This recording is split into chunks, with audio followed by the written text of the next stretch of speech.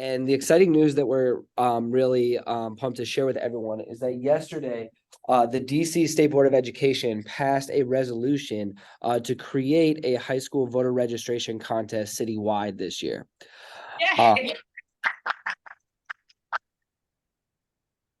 So we're really excited about this. This is a very big first step.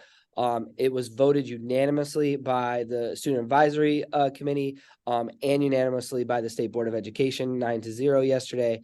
And we already have partners with the Board of Elections, with the Deputy Mayor's Office for Education, and are working with the Office of the State Superintendent of Education to improve structured, systemic high school voter registration drive in DC for the upcoming primary season. Students have been very in support of these voter registration incentives, and we are all excited to forward more emphasis on why this matters. Well, let's just talk a little bit. This is just sharing some statistics first.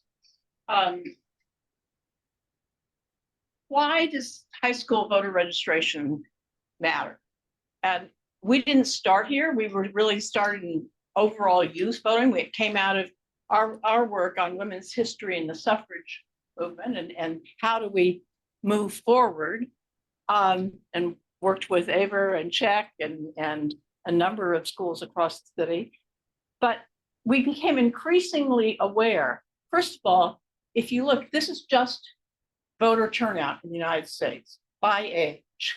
The bottom line is 18 to 29. The top line is 60 and over. And it's been there since the 26th Amendment was passed and 18-year-olds were allowed to vote. And the expression was, which not everybody would know, is if you're old enough to fight and die, you're old enough to vote. Because it was right after the Vietnam War. So, but it's been consistently low. Now, what's interesting, and a number of you have worked on this is turnout in colleges.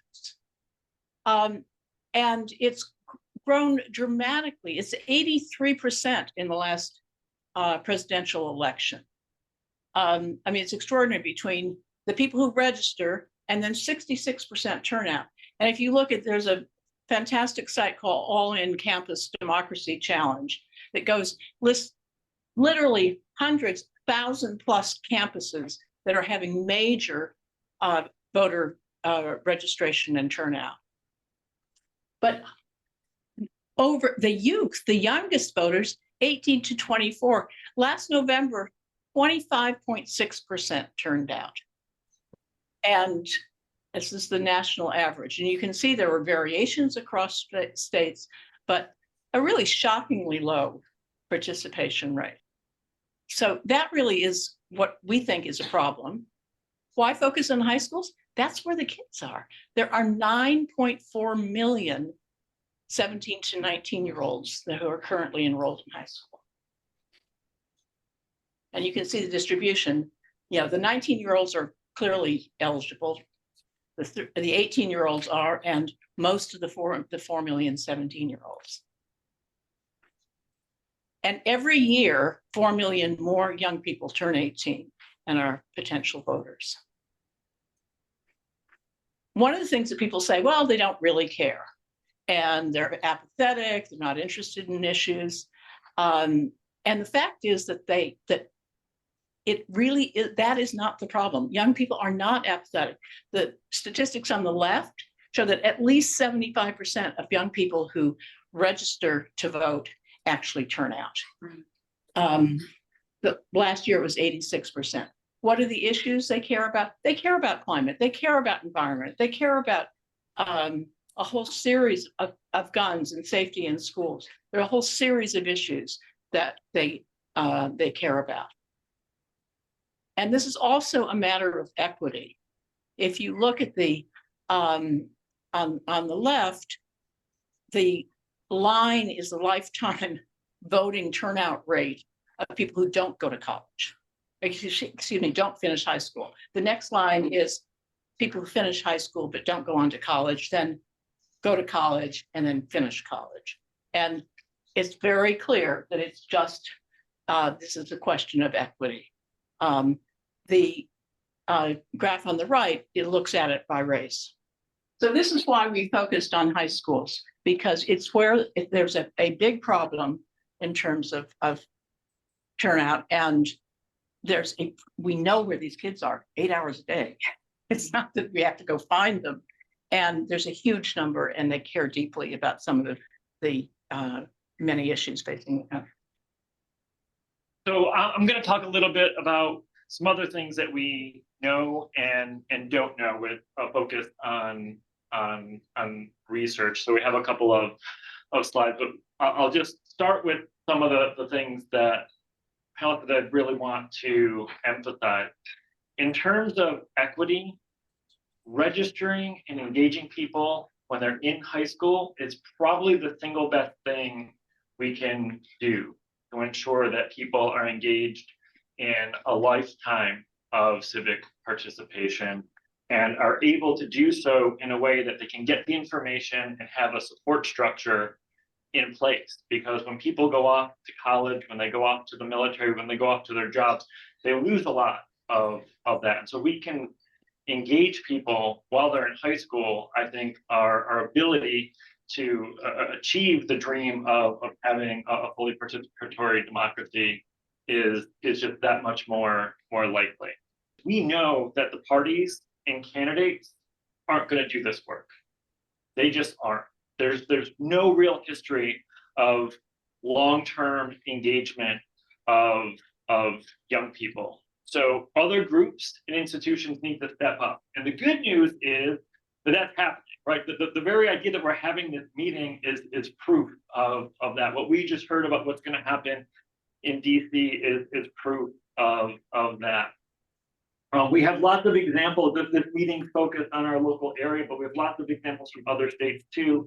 Genevieve Rao, who I'm not sure if she's on the Zoom right now, but she, as a high school student, was one of the first people that got involved in getting the state of Pennsylvania to set up their award system, and her school won the first award. She's now a fellow at the University of Maryland and working on this issue as part of her work on the New Voters organization, which she founded and is president of. We also know that, oh, here we go, look at that, okay. So these groups are stepping up. So, we'll send these slides out, but, you have the examples.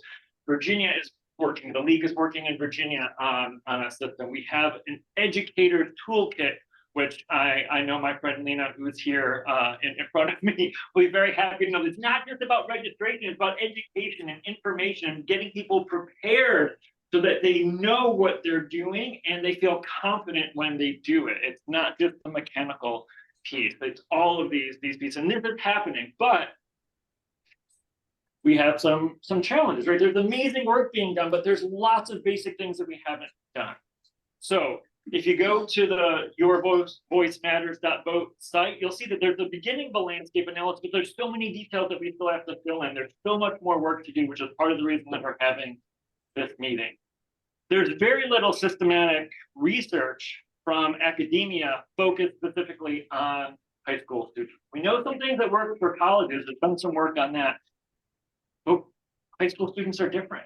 High school infrastructure is different. And so what works there, we just really don't know. What we know is we don't know enough. And so we need to learn more. So what can we do with research? Well, we can learn what's being done by whom, where. We can establish best practices, right? What works, where, when, and the big reason why, the big one, why. Because we know why, then we can replicate it and we can build it to scale. And of course, through research, we can spark new ideas because we're going to learn from what's working and what's stopping us from doing even better in trying to fix it. And then I think it's also a powerful tool to engage key stakeholders. So we know that not all students are going to be excited about this. Not all administrators are going to think it's appropriate or their place. We know that government and higher education can do more too, but if we have more research, we can start to break down some of the barriers that are there. And I just have a couple of research questions here, and then I'll flash some more on the screen. But these are basic things that we really just don't have solid evidence for. Like, what's the registration rate for all our high schools in the DMV? If anybody knows, please let me know. I don't think anybody knows. What are some of the best tactics? Who are the best messengers? Is it just the students going peer to peer, or is it support from teachers and administrators as well? Do we need local election officials to help out, provide some information on the mechanics? What information and programs can build trust and efficacy? Again, it's about more than just the voter registration. And then there's huge challenges, right? On the measurement side, how do we identify who's registered and who's not? Right, we're dealing with personal information from young people. Even if they're 18, they're still young people. Some of them are transitioning. We have pre-registration in a number of places. Now we're dealing with minors. How do we make sure that we can get access to the data, but do so in a way that protects confidentiality and privacy rights? And then, these are just some of my pet questions, but there's a whole bunch of other things that we really need to know to beyond this, but there's a bunch of other questions that we really still need to learn about. For a high school student currently enrolled, in order to register, they have their school ID. Right, that's how they identify themselves. Yes. Not necessarily. That's what I wanted to say. How about Virginia? How about DC? School ID, is that enough? For District of Columbia IDs for voting, you need a current driver's license number or current state ID number, last 4 digits social security number, or otherwise if you haven't provided any of those, you can do a photo ID or a copy of a utility bill statement, paycheck or government document. The student ID is not accepted. Social security number or driver's license or the equivalent that you would get from the motor vehicle bureau, the ID. And then if you have, which I don't know any kids who have a utility bill come in their name or their bank statement or something that would suffice. But this is a good example of why it's a little hard for kids to It's register. not- And it varies from jurisdiction to jurisdiction. Maryland to Virginia. No. What about, Well, I mean, in Maryland, you have to do it, as I said before, in that email. They, the student government, that there's a mandate now in Maryland for student government associations at each high school. They organize a time, the SGA head of the school gives them a space, and the kids who are interested, they're supposed to get their own peers to this meeting, to this space, where they are allowed to pre-register if they're under 18. And at that point, or fill out the forms if they're 18, that some of them, of course, a lot of them are not. But in Maryland, you can pre-register. In Maryland, League of Women Voters, along with the NAACP and the Board of Elections, organized groups of people to go into the schools that were not part of them and registered students going lunch, and they needed their social security, and then they filled out the registration form. And in Maryland, they also got registration when they got the license. So.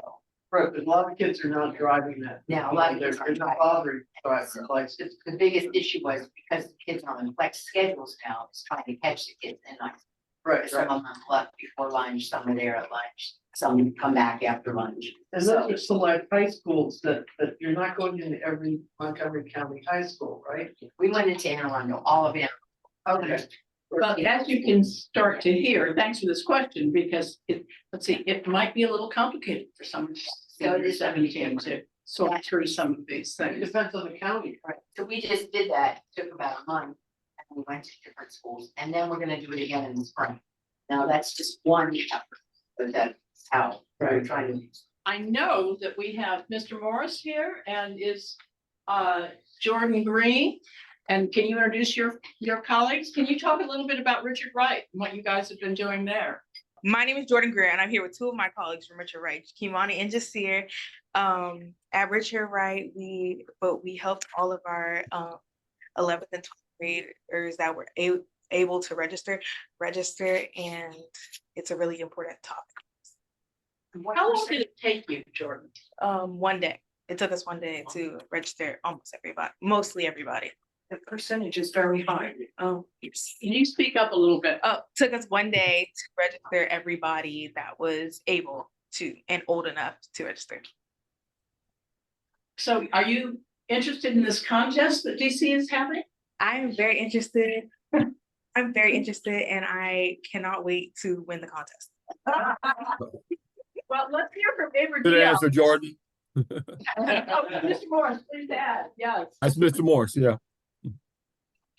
So what we did was, we used a service organization, DC Board of Elections contacted us, wanted to do, voter registration. We wanted to have that as part of our service organization.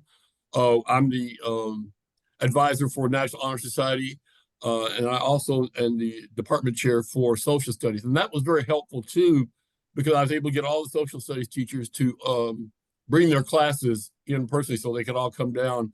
And so we not only registered those 11th and 12th graders, and we did this in a high traffic area. We did it on where more of the 11th and 12th grade students are, because they're the ones who we want to get registered to vote first, who are more eligible. And then we did a fantastic job of pre-registering students. There's no ID involved with pre-registration because you're going to provide that when you turn 18. But anybody who's 16 and older in DC can pre-register. We had a tremendous amount of our students who pre-register. So we're in the high 90 or the low 90% registration rate at our school. And we work very closely with DC Board of Elections. We set up, like I said, in a high traffic area. We they provided everything: registration, pins, buttons, candy, all sorts of things that will grab the students' attention and to get them coming. They can also bring a voting booth with them to set up to show kids how to vote when they actually go in to vote in DC. And so we designated a space for it. Like I said, they brought everything. We staffed it with our, Jordan was there, and she can speak to that. Staffed it, and we registered a lot of students in passing periods, and then in between passing periods, we brought our social studies classes all to register to vote and pre-register to vote. So, and that helps a lot too. So it was very, very successful. We had a tremendous amount. We also had students who also filled out. DC Board of Elections brought applications for them to work as poll workers in next year, or actually this year now, for 2024 elections. So it was quite successful, and the kids did a great job. I'll let Jordan and the rest of them speak more of it. Any questions for Jordan? Yes. Hi, I'm Lena, and I'm from Maryland, and I'm just curious about the effort at your school and how you included or supported students who would like to participate but are not eligible to vote because they don't have citizenship.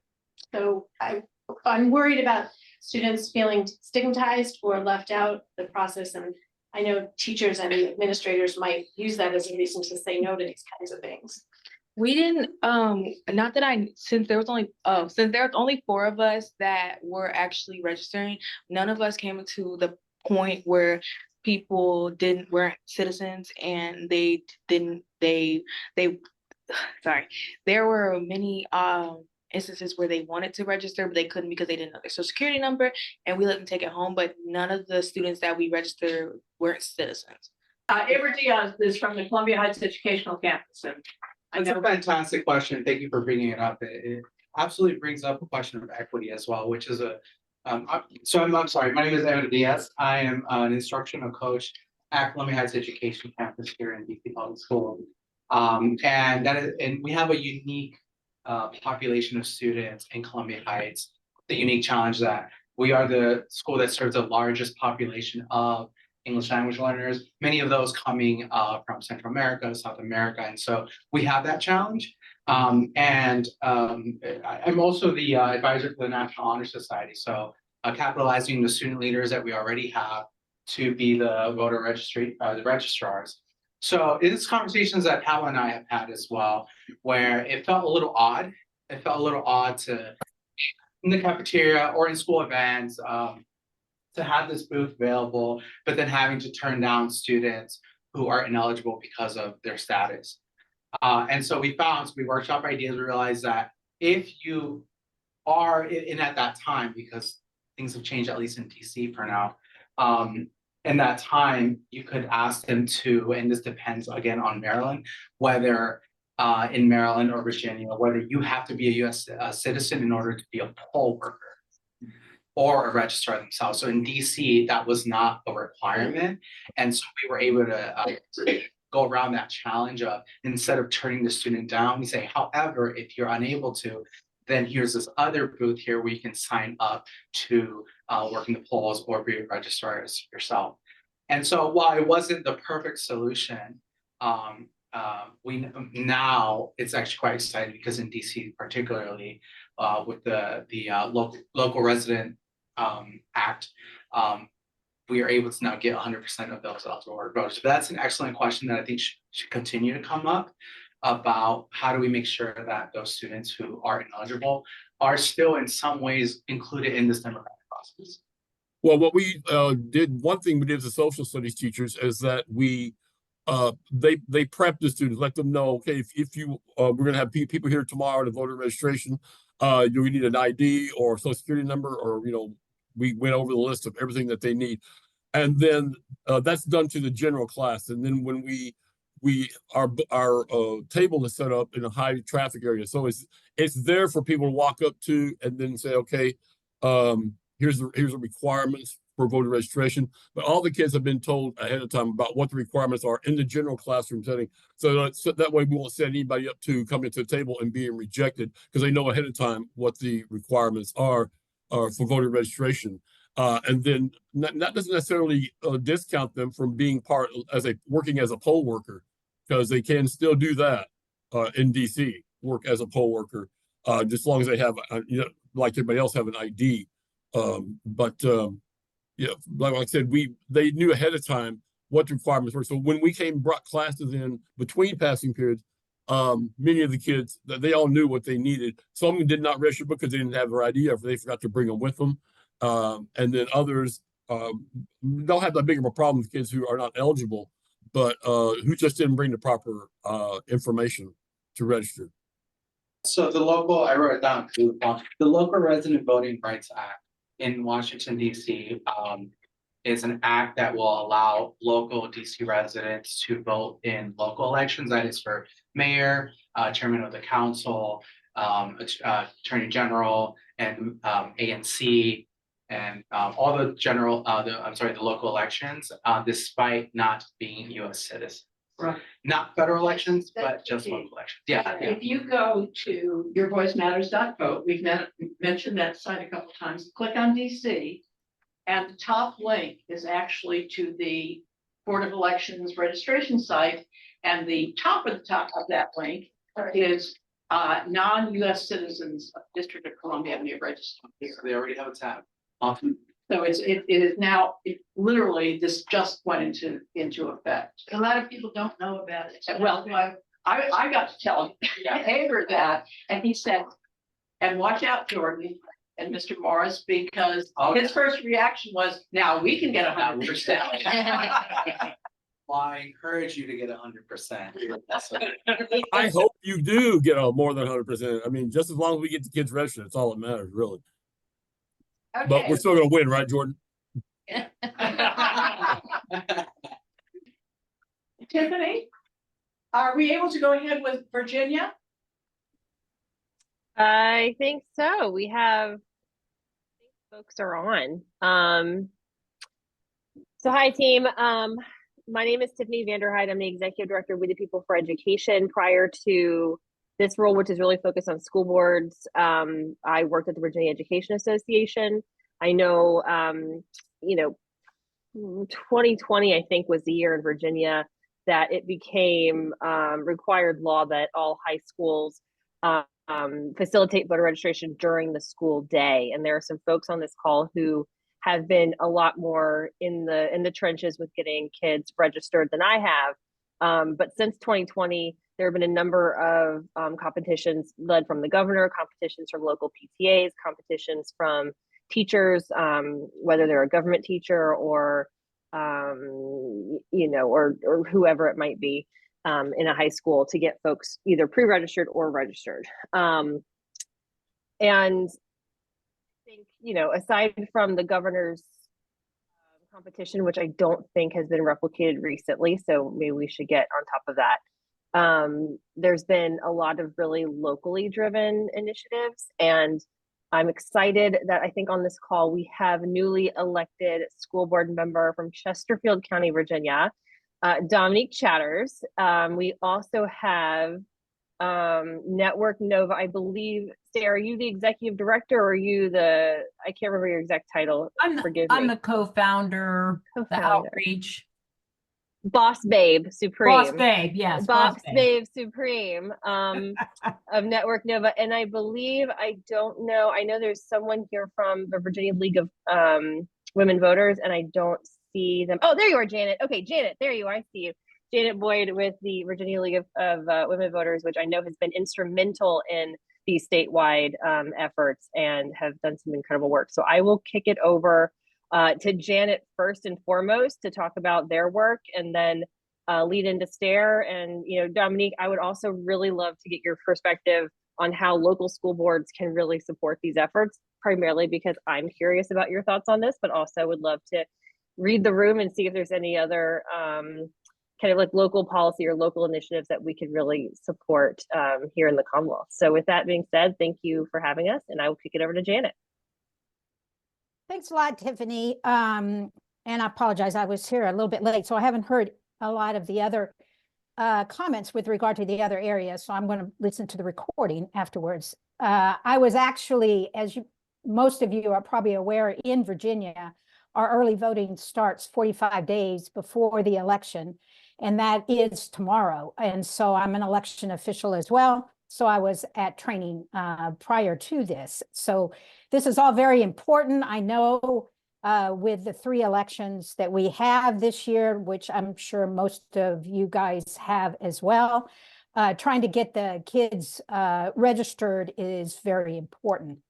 And as Tiffany mentioned, there is a law in Virginia that requires the schools to actually provide time during the regular school day for the students to actually register to vote. So we actually leverage off of that extensively to encourage the schools to work with us. And we have a program in place throughout Virginia, at least through all of our local leagues. And we have now 15 local leagues throughout the state, and we cover a great deal of the state. We don't cover entirely all of it, but we cover most of it.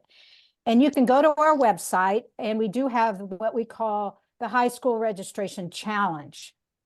And this is a program that we've had in place for quite a number of years. And as Tiffany was alluding to, it was originally in a partnership with the governor of Virginia. It stopped being tied to the governor of Virginia with the latest governor. And the reason why was the state legislature passed a law that limits our ability to work effectively with the Department of Elections, which was really the main go-between for the governor and us, because we're a private entity, and there was this Zuckerbucks bill that passed in Virginia. And I don't know, it'd be interesting to know if you guys in Maryland, if you're having to deal with that same sort of thing, but that what severed the direct relationship that we were able to establish with the governor. So what we're doing now, at least now until we can get the other part sort of settled out, is we are conducting our own challenge, and we've gotten quite a bit of participation. Our local leagues actually go into the schools and actually help them set up these programs that are required by law anyway. And what we do is if the schools, and we make this very clear when we outreach to the schools, that the schools have a robust program where they do ahead of time, they make sure that the kids are aware that this registration event will occur. And they give the league, or at least give us an opportunity to interact with the students. And then with that, we actually recognize the schools individually both through the principal themselves and also through the superintendents. We have superintendents, regional superintendents throughout the Commonwealth. And we make sure that the superintendents are aware of the effort as well. And so some of the times we can tell, the data is there to tell about how many at each school actually gets registered. But as I'm sure it's in the other areas in the DMV, it's quite easy for students, as long as they have a driver's license, to register online. And although we do have on our website the ability to capture some of that information on online registrations, we know that a lot of the students just do it from their homes and don't use the special link that we make available to each of the schools to try to capture that information. I wanted to bring out something that I think some of you might be doing, and it would be great to know if you're effective in doing it. But our original program with the governor, when we first set it up, the idea was that we would recognize those schools that had a certain percent of their qualified student body actually registered. What we were finding is that it was very difficult to figure out what the denominator was. Who are the qualified students? And therefore, how do we determine whether or not we have a percentage that is under some sort of rule that we would set up? And a lot of that is kind of like what we were just talking about before, is how do you know for sure whether some of these students are even citizens? And because that information is not readily available by the schools, it became very difficult for us to try to do a percentage. So that's why we did it more qualitative rather than quantitative. And we try to keep it as robust as possible to make sure that schools really understand the need to have a robust program. And again, as we said at the very front, it's been very helpful to have this law in Virginia requiring the schools to provide this opportunity for the students. So with that, I welcome any questions about our program and anything else that you might have. Those are actually things that have been on my mind too. How do we quantify, right? Because we can't really. I'm sorry, how do we quantify that? So I guess my question, I heard you say you collected qualitative data. What did that look like? What we do is we set up a Google survey that the local leagues actually utilize, and they have to fill out detailed information about how the program went, what they did with the program, and whether they felt that the school actually qualified for the priorities. So we set up the priorities at the beginning of the school year. Most of the schools actually invite us in the springtime and not in the fall. We do a few in the fall, but very few. Most of the time it's in the springtime. And we have each of the local leagues that do go to these schools, they have to fill out a survey for each of the schools that they go into, providing details on exactly how the program went. Tiffany, there's a question over here. So I was gonna ask, I'm gonna put Johnny on the spot if she doesn't get too mad. Johnny runs a program, and it might have some insight on how that program works, because this is a real big challenge if you actually want to measure effectiveness in any way. So I think one of the great things that I'm hoping to learn is more ideas for how we can do this. Johnny, could you jump in? Absolutely. Thank you so much, Mike. It's been so great to hear everybody talk more about the efforts being done on the ground. My name is Jonavi. I just graduated from college and I'm originally from outside of Philadelphia, but currently live in Washington, D.C. And I know Pamela. I've corresponded with Pamela before, and a few people on this call and in the room as well. And I run a nonprofit, a youth-led nonprofit called New Voters, which works with high school students in high schools to run voter registration drives. So we've worked with around 400 high schools across the country, largely situated in Pennsylvania and Arizona. And the whole mission of it is, can we empower the student to leverage their peer-to-peer connections? I know we had like an incredible student in the room, completely blanking on your name, talking about their efforts and like really leveraging that kind of initiative that students have on the ground. And when it comes to measurement of schools and of registration rates, senior year of high school, I worked with an organization called Inspire US to develop the Governor Civic Engagement Award in Pennsylvania. And essentially this, I'm sure many of you are familiar with it, awards high school for achieving either 65 or 85% voter registration in the school. So the way that, and my high school is the first to achieve the award and has for the 8 years since. It's kind of crazy that it's been 8 years since I was in high school. But essentially, the way that we manage tracking that kind of thing and the way that New Voters has continued to conduct this work is we get a list of all of the old enough students. And I know that this doesn't account for what we were talking about with regards to students who are ineligible for a variety of reasons to register to vote, but we have the administration provide the student or teacher who's in charge of it with a list of all of the students who are like born before the registration date, the election date, or the 2 years before, depending on if there's pre-registration. And we have the student on their end kind of cross off internally, not really marking why, to indicate if someone isn't registering to vote for, a reason that we don't want to like mark down. And that has been enough for the Pennsylvania Secretary of State's office to essentially calculate those awards of 65 and 85%.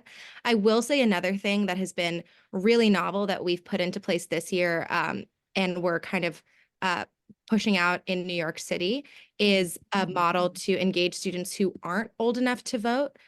So we have people who aren't eligible to vote. So, when you go onto one of those like front ends to register to vote, it like for Turbo Vote or for I'll Rock the Vote or whatever, you're like, I am, you check off all the boxes for the things that say you're eligible to vote or not, and then you are directed on to register to vote. So we created a new one that is directly targeted for work in high schools and students who aren't old enough to vote, where people can check off for whatever reason, like I am not, able to vote in this election, and they don't have to disclose why. And they can then pledge to vote in the first election that they're eligible for. They can pledge to tell 3 people in their lives who are old enough to vote, vote tripling. They can depending on state rules, I know we were talking about this earlier, they can commit to being a poll worker. And that has been really great with also quantifying our impact as it comes to engagement past the ballot box and that equity piece that people were talking about. But it's so exciting to be on this call and to see so many incredible teachers. My teachers were the most formative people in my life. The reason that I went into political science, government work, and why I'm doing this as my full-time job post-grad. So this has been really awesome to hear. I know that I just monologued, but Mike and I have also talked about this at length. So happy to always talk more. Thank you so much, Amy. Let's go back to Virginia and Tiffany, but I think there's interest in this measurement question. So when we finish the states, let's come back to that question. Tiffany, I think you got 2 more amazing people making comments. Good afternoon, everyone. I had not really intended to speak. Our interest is in getting high school students registered and involved in civic education. So I'm happy to tag team on any of the efforts here and, love to hear what you're doing. I did talk to some length with the woman with Motivote, who I had met in 2019. Has anyone heard of this before? Have you? Yes? No? Okay, yes. Okay, so I was really interested and I thought it could possibly, it's been used in college campuses. Apparently VA 21 uses it. Their mission, I think, is to engage young voters. Not quite sure. And I thought that it could possibly be used in high school. It's an app. You get points for if you register to vote. You get points, even if you put your profile picture up. Maybe you get points if you get people on your team. There's all kinds of team structures, and these points can give you prizes. And you know, you can put your own prizes in, or you can use the prizes of Motivote. I thought that there might be, you know, and I was kind of curious, the high school young woman, to speak to her and see what she thinks about that. So pretty much my only comments. Thank you. I would give some space for Dominique. She is a newly elected school board leader, and I'm super excited for her, and she's on the call as well. Hi, everyone. Nice to meet you or see you all. Dominique Chatters here in Chesterfield, Virginia. One of the things that helped me win my campaign is our initiative to get after young voters. And so I met someone, I think she's on the call, at the Women's Summit. And she and I were talking about, my campaign slogan is "Your Voice Matters" with Dominique Chatters, right? And so my goal was to reach out to the people who were less heard from, disenfranchised, always ignored. And that started with the Black and Brown community. And where my district sits, we have the preponderance of Black and Brown families. And so a good segment of our voters were not registered, right? Eligible, but not registered. And so it was a lot of conversation about what the importance of voting is, right? Why should I vote? Does my vote really count? Before anyone would actually fill out the form and register to vote.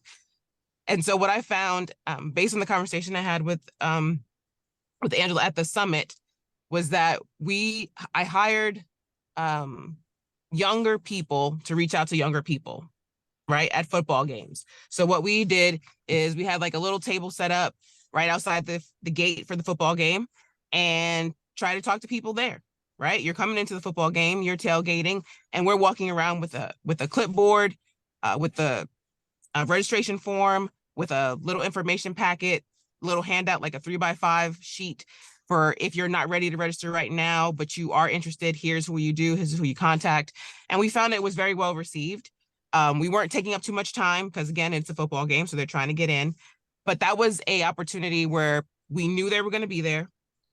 We knew they're going to be there for at least 2.5 hours. So we had like a captured audience, right? And we would rotate which high school we would be at.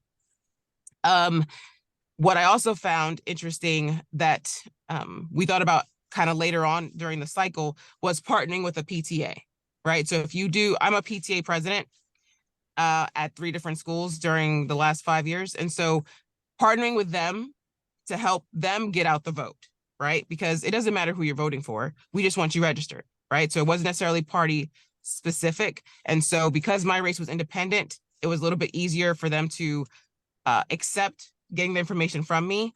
But for example, if you're a Democrat or Republican candidate on the ballot, you might find it a little bit more difficult getting that done. But PTAs is the way inside the school, right? So if you don't have the avenue to get in, I would definitely recommend, joining your local PTAs and getting involved that way, because they do have an advocacy group, advocacy arm, and voter registration can fall underneath the advocacy arm. You're advocating for yourself and your community by voting.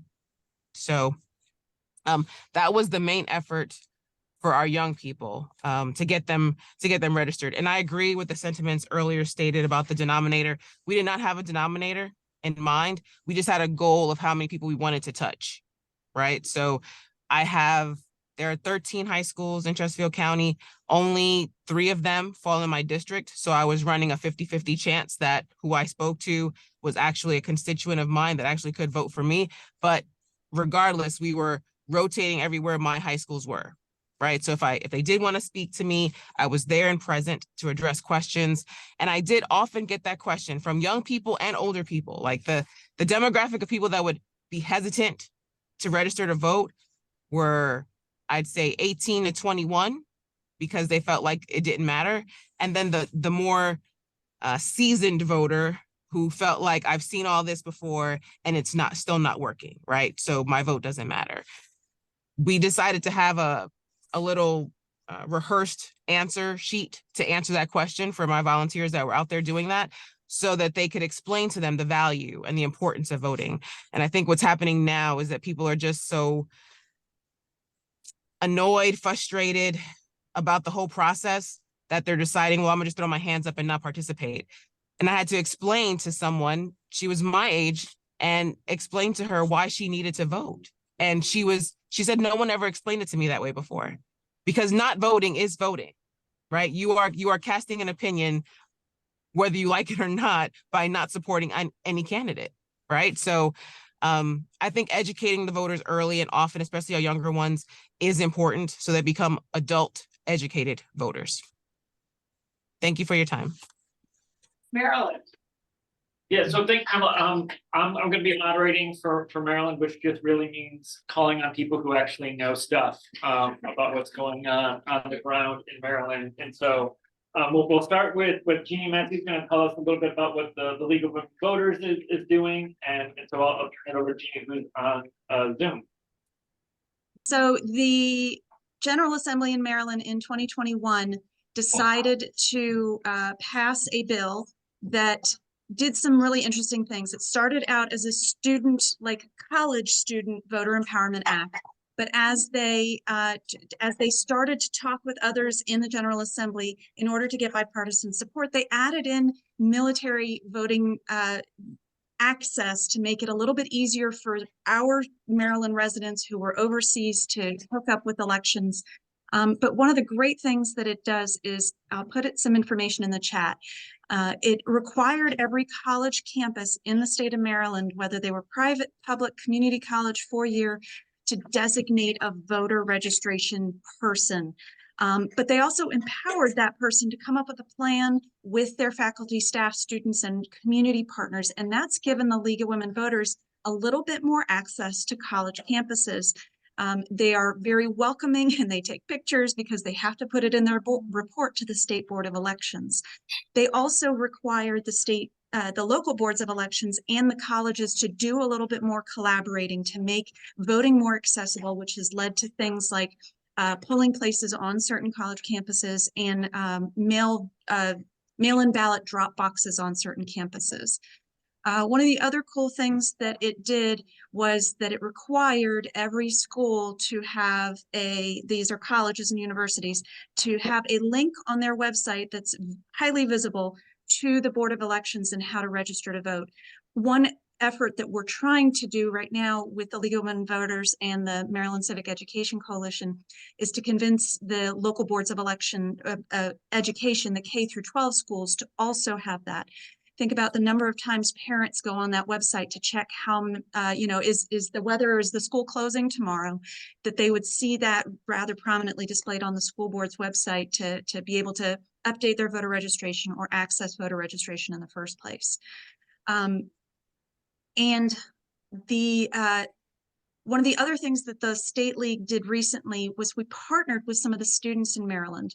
Maryland has a strong student member of the board position within the local school boards, and the Maryland Association of Student Councils helps coordinate events and leadership opportunities for young people across the state in middle school and high school.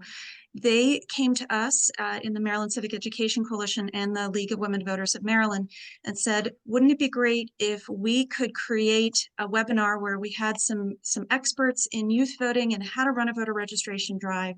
And they basically created a how-to and a why-to webinar that they recorded, and it's now on YouTube.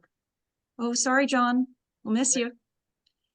And then I would say that the League of Women Voters has long been a trusted partner in public schools across America as civic education providers and voter registration providers. However, the League has gone rather quiet in some communities over time. And so in my own county, I live in Western Maryland, Washington County, where Antietam Battlefield is. It took us 18 months of phone calls, emails, nudging, reminding, talking to people we knew to get permission. And what they have allowed our local league to do in Washington County is student-led voter drives. And so Genevieve's been one of my best friends as we've rolled this out. We've got one school that did one in the fall. We've got 4 more schools that did training and are going to start doing it in the spring. But I found that all of our communities are a little bit different in the way they approach voter registration. And I see a couple of my compatriots from local league leadership, and I wonder if any of them would like to say a word. I know Prince George's County, you guys have some volunteers, Juanita, that go in. Good afternoon, everyone. My name is Juanita Watts from the League of Women Voters, Prince George's County. This is a very interesting topic. We have been doing voter registration for a few years, but while listening, which is my main purpose for being on here, I wanted to find out how to engage and empower more schools to get involved in registering their students. We have about 3 schools that we have actively been participating in voter registration, but I do believe Prince George's County has about 30 public schools, and it's rather difficult trying to get into the school system to let them know that we would like to partner with them and to do voter registration drives there with their students. So I have been listening for some ideas about how to get them involved. Should I go and talk with the superintendent of the schools or the principals? Because it's very difficult to actually get into the schools to let them know that we are really interested in working with students. So I would say all of the above. You know, there's generally a student service learning coordinator in every school system in Maryland. And then there are student government advisors within every high school. And then a lot of high schools have social studies honor societies that might be interested, or pride groups, or Black student unions. It kind of depends on the school. And if you talk to certain school secretaries, they'll tell you what you need to know at that particular school. But at the county level, I've seen some success in talking with community school specialists, because that's one of the few places Maryland passed a really big reform package that is of course controversial because it's expensive, but the community schools legislation within the Blueprint for Maryland's Future includes a provision that community school activities can include citizenship. So we found some joy with our local school system by approaching the community schools coordinator at the county level, and they were able to help us make some connections with a particular school that had the program in high school. So I wonder, Cheryl and Jim from Carroll County and Frederick County, would you like to say a word about your efforts in your local communities? I'd be happy to. This is Cheryl. Our league in Carroll County had been dormant for several years, quite a few years, and it's been re-energized. We have only been at it a little over a year. I have had zero luck getting into the school system, but I'm starting, like I was told, at the top and working my way down, and it's just something we're going to have to keep working on. And the civics groups, the social studies groups, things like that, it's just figuring out a way to get in. Our school board is extremely conservative here. So, well, I went to Jeannie for advice, and she said, just don't give up, keep kind of ringing their bell, and that's what I'm doing. Jim, would you like to Jim add? Filson. I'm from Frederick County. We have just this year started working with the Board of Elections and Frederick County Public Schools, and we're slowly but surely building a relationship and trust that we are going to be able to get into some of the civics classes and have the Board of Education do some presentations. They're very leery of letting an organization like the League in, but if it's a government organization, they feel much, I guess, safer. But we're working to build that relationship and get into the high schools. That's awesome. Just add before passing it back to Mike, I don't think I see anybody else from the League in Maryland with us today. Maybe there's somebody in the room. But one of the things that I have found incredibly useful is if you can, oh, I do see Dr. Z is from Maryland. All right, one last thought and then I'll pass the mic. The League of Women Voters nonpartisan voter guides function so differently from anybody else's voter guides that exist out there. You know, the school board the school unions have their Apple cards, and various other groups will tell you who they think you should vote for. The League of Women Voters voter guide is just asking the candidates for their statements on a couple of simple questions. And when you start to show kids, you know, if you say, do you care about the environment? What do you care about? They care about schools. If you can show them a set of school board candidates who have one sentence answers about education or the environment or policing, and a kid can make an informed choice and go to the polls and say, I think I want this person because they align with my values, my spirit. That's a really powerful moment for a young person to say, hey, it's not just about yard signs. It's not about like, you know, I have to ask my parents who to vote for. I can make a decision. And the young people today care so much and have seen so much going on in our country that they want to have an impact. So we can do more to empower them with that. Continue the thread. Lena here, who is the PI for the Maryland Democracy Initiative and a big part of the Maryland Civic Education Coalition, and has been on the front lines of this issue. And I was wondering if you could talk about this from your perspective, but also including what's going on right now in Maryland in terms of ongoing legislation, especially relating to the civic seals and the sorts of challenges. And then we'll turn to Dr. Z, if you don't mind. Sure. Hi, everyone. My name is Lena Morelli Scott, and I am a colleague of Mike's at the University of Maryland. He's in the school that handles political science, and I'm in the school that handles education, but we find we have a lot in common, especially when it comes to our desire to elevate and promote youth voting. But I am a former social studies teacher like Jeannie, and perhaps like others who are in this room. And so I think an awful lot about helping to create students who have the knowledge, skills, and agency to be informed participants in their civic life. So I think that's why Mike was sort of joking a little earlier, where we've had this conversation before, like, yeah, we gotta register them, but like, I want them to know what they're voting about. So how do we, you know, through partners like League of Women Voters, provide information so that anyone of any age, you know, has an understanding of what the candidates think, what are the ballot issues, et cetera.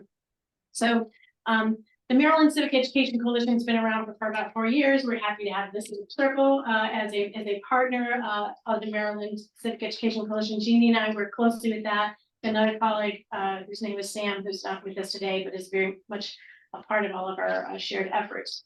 So the goal of our Civic Education Coalition is to promote equitable and meaningful civic education and service learning opportunities. And so we look for opportunities to celebrate things that are going well, but also ways that we could work together better to make meaningful and equitable opportunities available for young folks. And so obviously voting is a big piece of this. We have some legislation that we've been working on. We're really proud, and I'm actually going to toss it back to Jeannie for a second. But we have been working now, we're in our second year of proposing a bill that would provide an award, a civic seal, 2 types of seals. One would be a seal for young people themselves, if they are particularly civically engaged and they can demonstrate that it could be applied to their high school diploma. And the other seal would be a seal for a school that is creating the conditions for civic engagement for their young folks. And so there's some criteria that would be involved for how do you measure their civic engagement or their opportunity or civic engagement. We didn't write the bill last year, but we got behind a bill somebody else wrote, and it got unanimous passage in the Maryland Senate, but it got no traction at all in the House of Delegates. This year, we have a new co-sponsor working with last year's original sponsor, and we think there may be some traction, and we're looking for partners in the House. One of the things that's related to this voting issue is one of the things that we want to be able to say is that you are demonstrating that you are specifically civically engaged, or your school that makes that possible is through providing voting opportunities, voter registration, voter education, et cetera. So I think I'll pause for just a moment, except to say that the civic seals that we are aspiring for are based on best practices that are from a national coalition of civic educators called Civics Now. There are multiple states, I think including Arizona, I know we've got an Arizona contingent here, that have civic seals. There are some states that have them seals for kids, some states that have them for schools, a few that have them for both. We're going for both. I'll pause there and ask if you have questions about the civic seals bill. And Jeannie, do you have anything else you want to say about civic seals? Only that the kids kind of view the 75-hour graduation requirement in Maryland as a Debbie Downer for a lot of reasons. You know, there are some great programs. There are some kids that get a lot out of it, but for many kids, it's checking one more box to get out of Dodge. So the idea of honoring those kids, and maybe not just because they're academically gifted, but because they have a good heart, and embracing the idea that there are some kids out there that aren't going to necessarily be recognized as valedictorian or salutatorian, but get to wear a medal for doing good works. We like that idea. We really think it's focusing on the equity issue and not just, you know, the academic excellence issues, which, you know, it's also we're celebrating, but it's not the only thing. So there are some other legislative efforts that are relating to youth and youth voting. Jeannie, I'm putting you on the spot here, but do you have a second to talk about the bill that came up in our conversations this morning, Delegate Vogel's bill? You read my mind. I've already got it queued up. The Delegate Vogel has introduced a bill in Maryland that would actually lower the voting age if a county chooses to accept it for 16 and 17-year-olds to participate only in Board of Education nonpartisan races. We do have a link to that legislation that I can put in the chat. The Civic Seals bill has not made its way through drafting, so we don't have a link to that yet. The last thing that I would like to say is that, you know, we at the University of Maryland, but also we in the Maryland Civic Education Coalition, and I think we in this room believe that we've got to have a lot of strong partnerships. We've got to have a lot of on-ramps and opportunities.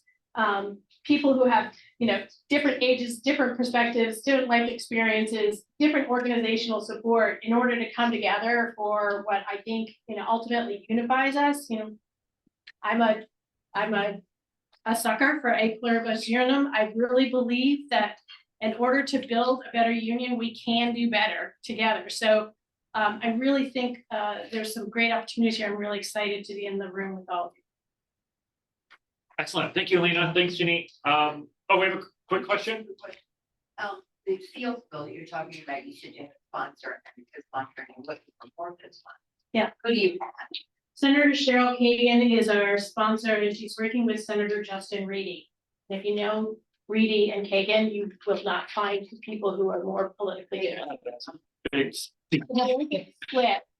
And Kagan in particular is has a lot of experience and history working on voter empowerment issues. So we're thinking there may be some great opportunities here to shape what the language was from last time, which was frankly, in our opinion, really complicated, to make it more simple, but also to feature some of these voting angles even more than they were featured in last year's bill. Thank you. All right, Dr. Z, to you. Thank you so much. Good afternoon, everyone. Just high level, I joined the Board of Elections in 2003, and I was looking at the landscape nationally of organizations and local boards of elections of large size regarding engagement with high school students. And I know being raised in Montgomery County of that 75 student service learning requirement for graduation. But then I also noted the deficiency of not, giving opportunities for students as young as middle school, because at any given time, 10,000 high schoolers in Montgomery County graduate and come of age, not only to register to vote, but to serve as poll workers. So when I started this program, Future Vote in 2003, at that time, students needed to be 18 years of age to register to vote. But there was a national trend of lowering the age to 17, then 16. So luckily, over the last 2 decades, I was able to institutionalize Future Vote, working with the school system, whether it's public or private parochial, And high level, we've been able to work with over 50,000 students between grades 6 through 12, where they serve as election day aides at the polling place, kind of with the incidentals, putting up the posters, signs, chairs, etc. They do not touch equipment nor ballots. And those students, as they reach of age, every 2 years or every election, the even years, a student who started the program in 6th grade will be in 8th, then in 10th, and hopefully they would serve as a poll worker. When they lowered the age to serve as a poll worker or to pre-register to vote from 18 to 17 to 16, we were able to buttress our poll worker force. And over the years, we've recruited and trained and placed over 10,000 high schoolers to serve in said capacity in our polling places and early voting centers. Additionally, our average age of our poll workers, depending on the election, will range between 49 years of age to 52. So we have one of the youngest poll worker force nationally. And you're looking at the fact that our poll worker force are getting older. COVID 2020 nationally kind of was like that stake in our heart, where we had a lot of counties had difficulties identifying poll workers. Luckily, we had an abundance of poll workers because a lot of these students really stepped up as an opportunity to engage the electorate. And part of the program of Future Vote, especially if you're participating as a Future Vote ambassador, the youth component, is that the guardians, the family, are also required to attend training. So half of the training is the ins and outs of what the students will do on election day, what they can and cannot do. But then the other half of this 1 hour training session, 30 minutes, it's really focused on engaging successfully the electorate. How to vote by mail, early voting, the differences between early voting and election day. Why is it that you need to really vote in your particular polling place on election day, but you're not tied to a particular early voting location?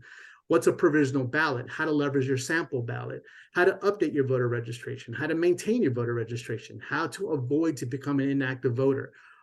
We talk about Section 203 of the 1965 and 1975 Voter Rights Act. So we really get into the grain, the nooks and crannies of voting in Maryland, with the premise that once the 6th grader becomes of age, they pretty much know how to flex their constitutional right to vote.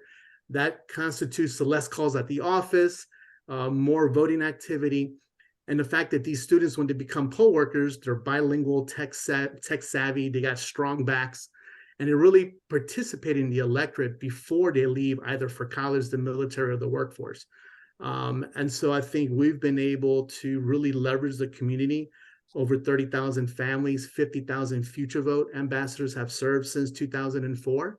And the other component that we're starting to increase is that the students will come to the office when there's no school or the weekends to kind of help us with the incidentals, testing the Cat5 cables, putting them in by links 5, 10, 15, 20 feet, making sure the clips aren't broken, putting together the posters for the signage bag, and kind of those incidentals, rubber banding, 20 pencils and pens in batches. But they observe that election day is more than just 2 days every other even year.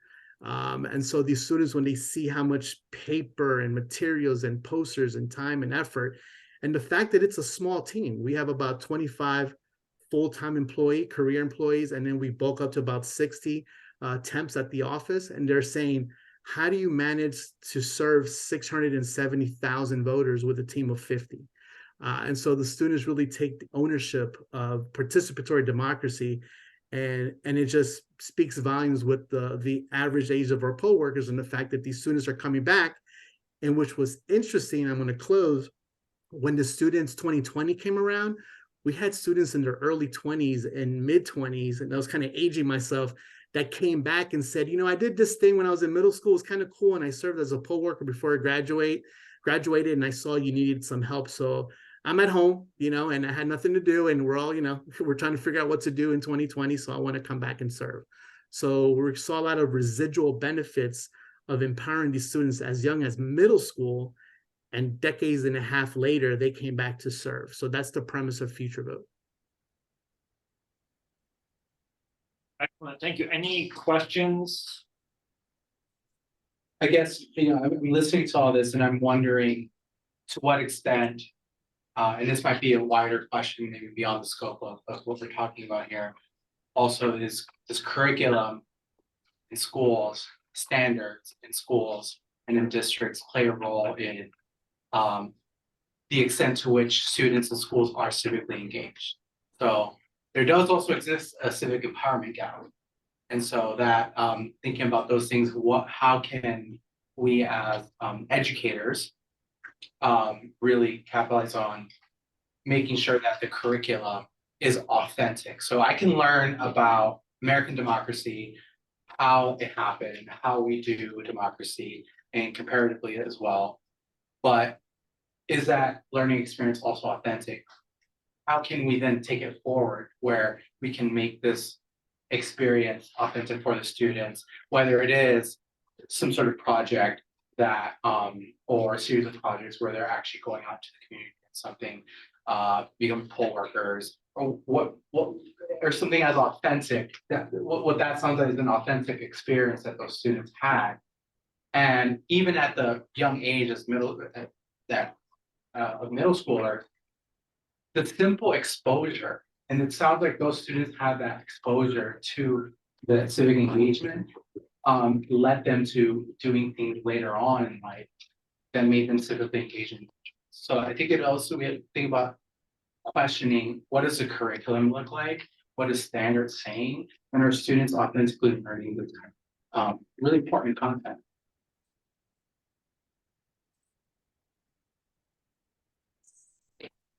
Can I just reply? I completely agree about there's a real challenge with the curriculum. There's also, an existential problem with civic engagement, civic education, equity issues. I mean, it's real. And so I appreciate you raising that. I think there's also an opportunity here.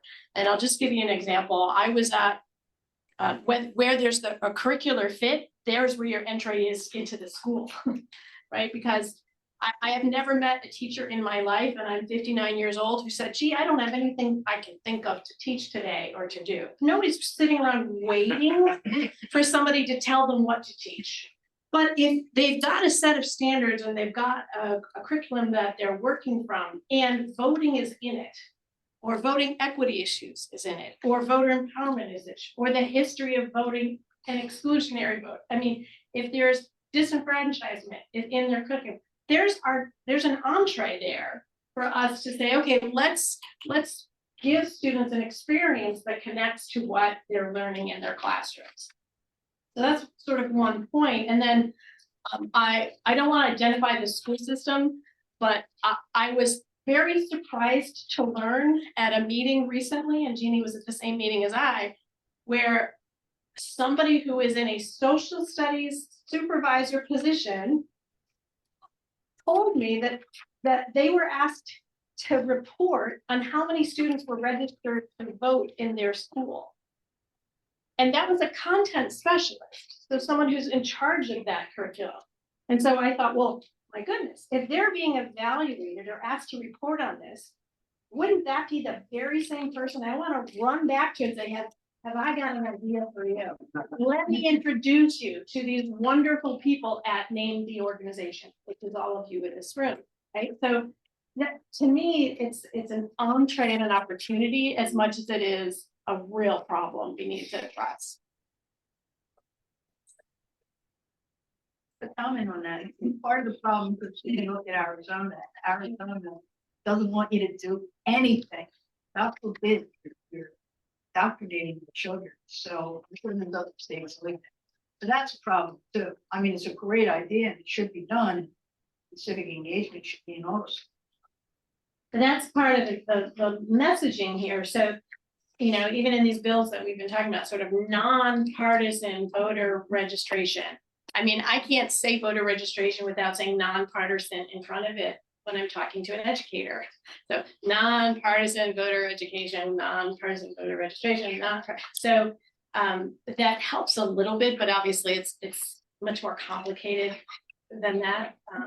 There are some things that Arizona is doing really interesting too, because they have a statewide, it's shorthand is called the Civic Health Index, and it looks at voter engagement and voter participation. And to me, there's levers there as well.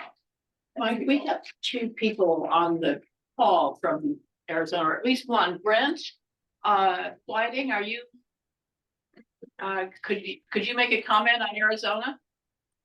Absolutely. Here, let me start my video so you can actually see me. Oh, can you see me? All right, great. How's everybody doing? I've been listening in. Everything's great over here on this side, and I'm really great that to see all of the organizations and everybody who are trying to do almost the impossible, which is get these youth all registered. This is something that we've been doing since 2018. My wife and I, Andrea, who is also on, she's the president, I'm vice president of Tomorrow We Vote, and we created this in 2018. We're nonprofit, we're nonpartisan, and our focus was to, well, we started thinking, what would we do now if we could, what knowledge do we have now that we wish we can go back and do? And we came up with registering to vote. We wish that we had the knowledge now that we have back then. And we realized that going to where the young people are would get them a lot more engaged. Arizona is a lot different than the East Coast. It's a lot different. I'm from New Jersey. I was raised there and moved out here in 2008 or so. And one thing that I realized is it's a lot more tighter in how we do things here. I love the fact that you're having a contest in DC in order to register voters. That's something that as soon as I saw that, I started texting my wife, like they would never do that in Arizona. They would never do something like that in Arizona.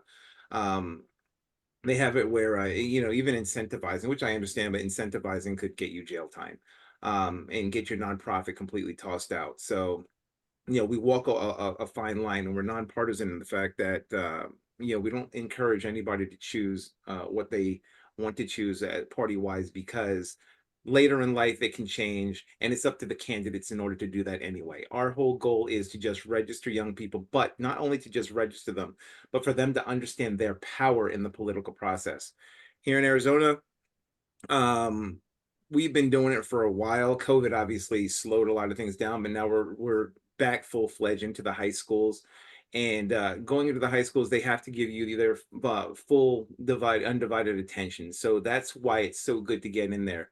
There's some in Arizona, it's also a lot harder because there are certain school districts that will not allow you in because either previous programs or nonprofits or individuals have been in those schools, and then they wound up taking a partisan route, freaks everybody out, scares them. Now everybody's out.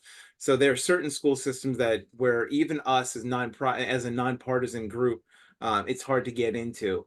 But the way we do it, we circumvent that through an organization called JAG. We also go through teachers individually, which we can go in and become speakers, and they see our program and what we do, how it's effective, and the fact that we are truly nonpartisan. I love what everyone has been saying here and the ideas for everybody to come together over there. And I love what New Voters is doing, and the league and everybody else. I've been listening in, taking notes, making sure, hopefully we can all even connect to be able to push forward on our agendas, because there has been a rise since 2014 of young people who are not just registering to vote, but actually coming in and voting and changing the outcome of elections. They have been winding up doing it. One thing that we love to do is we like to focus on Black, Brown, and Indigenous people because they have less voter information, and they have less knowledge about the voting process than the white counterparts in the schools here. So we've even been in on the reservations. My wife and I will drive absolutely anywhere and send our volunteers anywhere in the state to be able to go and register people, even if it's just 3 people we register, because the voter knowledge that they get winds up trickling down later on, to which then we wind up seeing them at some sort of conference. Oh, I told my mom, I told my classmates, I told this, or I registered these other people. So voting is infectious. Young people know what they're doing. They do know what they're doing. Go to where they are. Make sure you're on TikTok, Instagram doing this. Go to where they will discuss, share your message, and become inspired. Our program is also meant so that it's not just young people being able to influence, but it's also for us. I'm Gen X, I'm 50 years old, and I'm still able to talk to young people who are in high schoolers who come up to me. I just had one texting me who just got ASU. He was just texting me yesterday.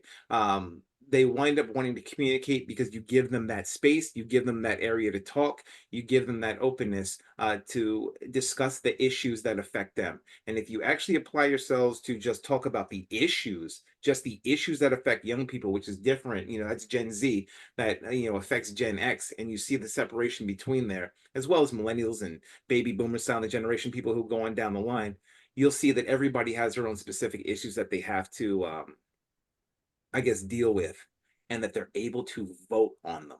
When they understand their power, that they can vote for the issue that ails them in their community, that affects their friends, that affects their families, it all becomes a much simpler process. And we shouldn't have to be scared to talk to our young people because they are so willing to talk to us if we give them a chance. And once you do that, you can inspire them to show their power. And that's what we try to do over here in Arizona. So thank you for letting me speak. That was really terrific. Are there any questions for Arizona? One of the things that's been really thrilling to be involved in, really trying to look at what is going on in all of these states and to understand if some of the great things that are happening. We talked about measurement earlier. I know DC is going to be looking very closely with DC Kids, with the League, with the Board of Elections, at exactly how can we do this measurement. We reached out to Pennsylvania, and we want to talk to Colorado and the people who are doing measurement there, and Civic Center out of California, because this is a problem that is something that a number of people are working on. People feel that they've solved it in some places. It's been very well solved on the university level. And if you haven't looked at all in Campus Democracy Challenge, just look at the reports that are done on every election for, 1,500 colleges across the United States, and the measurement and the kind of analysis that's being done there. So this is a problem that can be solved. We've got a question here. Yeah. No question. I was listening to all of the efforts everyone is currently doing to register young people to vote, and I think that's commendable and awesome. Is there any, I'm hoping the answer is yes, but is there, and if there is, what type of follow-up are you doing between the time they're registering and the election day to make sure that it's not out of sight, out of mind, and oops, I forgot? Some of the, whether it's Turbo Vote or Rock the Vote or Vote.org, those are three third-party providers that QR codes or anything. The new registrant can hit a button to say they want a reminder. And so then it automatically is generated from there. And Motivote does that also.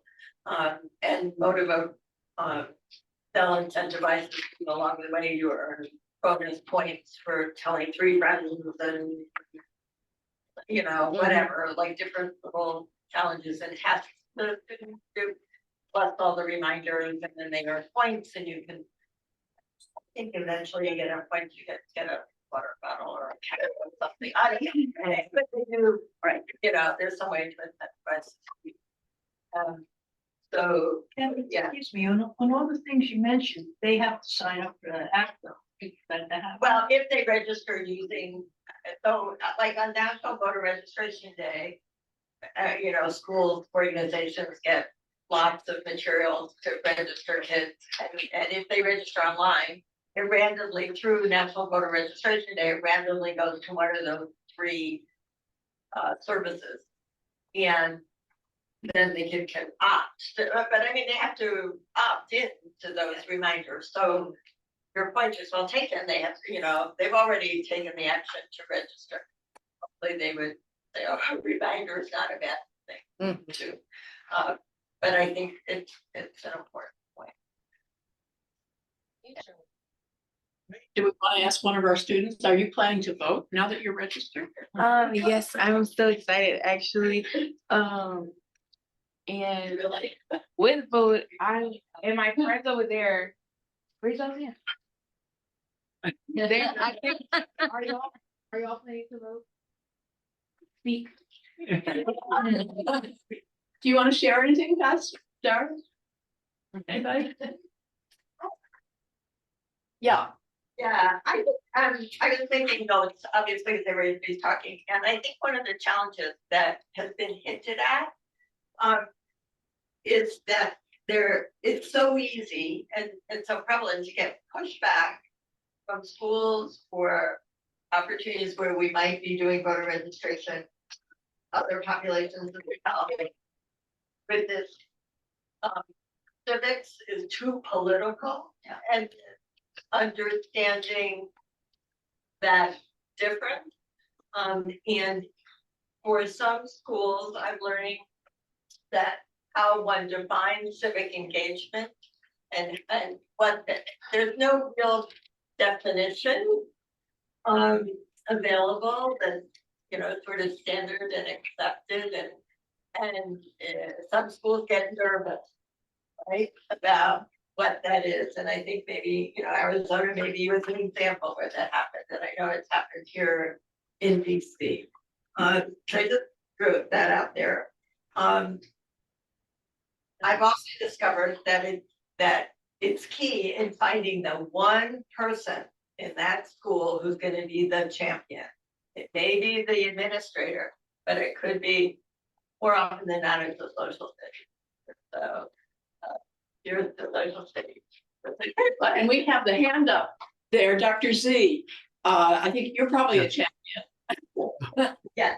Yeah, one of the things we do with Future Vote, we have information on these students and they opt in to get texts, their guardians, and these students, especially if they're under the age of 16, before they could pre-register on their birthday, we send birthday messages like, happy birthday, guess what? It's time to register if you meet the state requirements.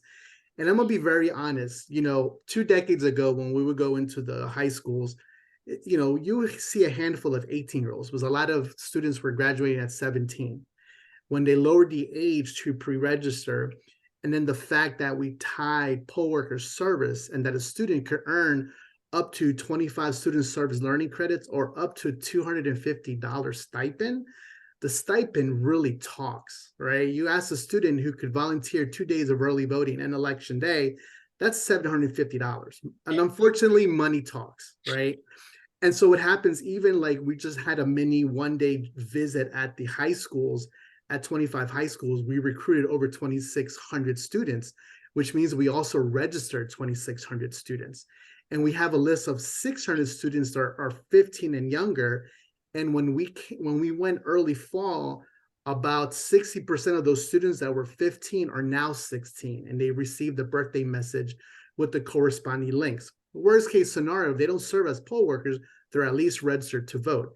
And hopefully they would take that kind of interest and flexing their constitutional right once they become 18, because at 16 you can vote. So their next election would be technically 2026. So those messaging, using QR codes, I'm a 50-year-old, I'm an Xer, I have good penmanship, I took calligraphy in school. One of the things that we see is high school kids. I have 2 sons in high school. They had to write a rescue letter, no one would find them because you can't read their handwriting. And it's honest, and you have to be factual. That really disenfranchises an individual, and you can't fill out a paperwork, you can't read their handwriting. So we do a lot of QR codes. We prep the kids. We tell them you need to know your 4 digits of your social, your address, etc. If you do it online, we have paper applications or autofill, anything that will avoid the need to grab a pen, because this is kryptonite to a young person. I'm being very honest, okay? So the QR codes, the texting, paperless outreach works, but we always have paper. But this right here, this is one of the unspoken truths. This is the elephant in the room, is this pen. And when you see those applications, it's disheartening when you get a voter registration that's completely filled, but because we don't have an anthropologist on staff, we can't ascertain what letter they wrote on that paper. Dr. Z, I'm listening to you and you sound so very familiar. I'm with AAUW Maryland. My name is Tracy Lance, and I'm almost positive that you were a speaker at a conference we had a couple years ago in Gaithersburg, because your story is so familiar, and I was so impressed about how you were able to get young people involved in the polling places, to educate them about the voting process. And I also remember in the process, their parents had to bring them. So their Yes. parents often, especially in Montgomery County, people who weren't born in this country, they were new citizens, they probably didn't understand the voting process. So you are actually educating them too as well. So I'm so glad you're here Oh, telling. my your- pleasure. And that is true, because you have to understand, I cannot know if an individual who's currently not a naturalized citizen will become one in a couple of years. So why is it that we isolate or silo organizations that work with immigrants? I don't understand that. And I understand it's very polarized, because of course, to meet the requirements, you have to be a citizen, US born or naturalized, of age, and have residency in that particular state. But it doesn't mean that you can't teach a non-citizen about the process before they become citizens. And just one more thing I wanted to add, and I'm sorry, this might be kind of going off script, but we from AUW Maryland came today partly because, and I know Julie as well, because we really want to help educate people about the Equal Rights Amendment. And we feel that this is an issue that young people are passionate about, but maybe don't know that much about, that they probably assume that they have equal rights under the Constitution, and they do not. And I think if we also incorporate some of these issues into what we speak with young people about, it's going to start to engage them even more about wanting to get to the polls, because there's issues that are important to them, and they're going to want to vote for candidates that support what they're interested in, be it from, you know, equal rights to access to healthcare to environmental issues. So I think we need to try to remember to bring those big topics into the conversation, or at least show people how to access that information so they can become better educated. I think it's important because we focus a lot on the registration. Obviously, there's a huge thing about growing voters, and how do you do that? And then how do you really bring people into democracy? And I mean, this is like getting a driver's license, but gosh, there are a lot of places to travel. We've got questions. We just have a couple more minutes, Carol, and then Real fast question, for the 4 states that are represented here today, it can even be a yes or no answer. Are the Secretary of States in your state involved in this process? I can speak for Virginia, is that we were, when we had the program under the governor. It's not happening right now under the current governor because of that passage of that legislation that made it difficult for nonprofit organizations to work directly with the government on election issues. But that being said, before then, yes, it was an amazingly good relationship. That's important. any other, Who else? Maryland? have we got a, Marilyn, I mean, do you want to comment on this? Joan has questions or comments. And I recently moved to Colorado, and Secretary of State there is robustly involved in this topic. And Colorado is very high as far as percentage of kids that they register that then vote. So we just have a few minutes. So could you give us a glimpse of where we go next, what the next steps are, how we can anticipate pulling this all together to work collaboratively?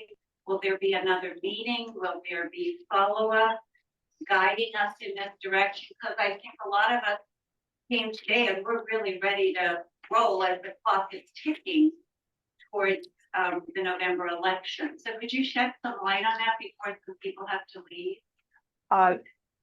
Let's hear from people, and we'll come back to the state, but let's hear from people as what they would like to do in terms of following up. We will be having monthly meetings.